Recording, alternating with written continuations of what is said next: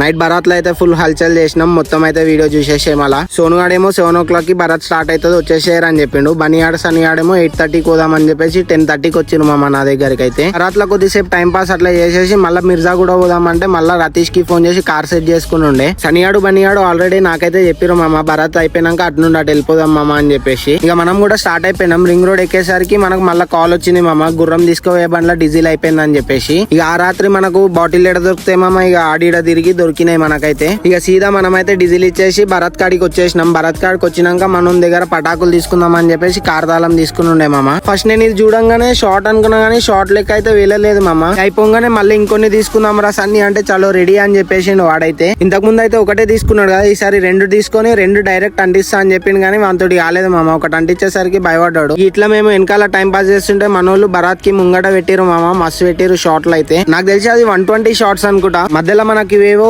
చేతిలో పట్టుకొని కాల్చేయి కనబడ్డాయి మామ. మనం ముక్కుటామా సీదా తీసుకొని మనమైతే టైం పాస్ చేసేసినాం. పటాకులతో అయితే ఫుల్ టైం పాస్ చేసినాం మేమైతే. సనియాడు ఏకంగా చేతిలోనే పట్టుకొని కాల్చిండు మామ. నాకైతే మస్తు భయం అయింది. లాస్ట్ కి వచ్చేసరికి 240 షార్ట్స్ తోటి భరత్ అయితే ఎండ్ చేసేసారు. భరత్ ఏమైందో చూడాలనుకుంటే రేపు 6 o'clock కి మళ్ళీ వచ్చి వీడియో చూడు మామ. ఇంతవరకు వీడియో చూసినందుకు థ్యాంక్ యూ సో మచ్. ఉంటాం అలా.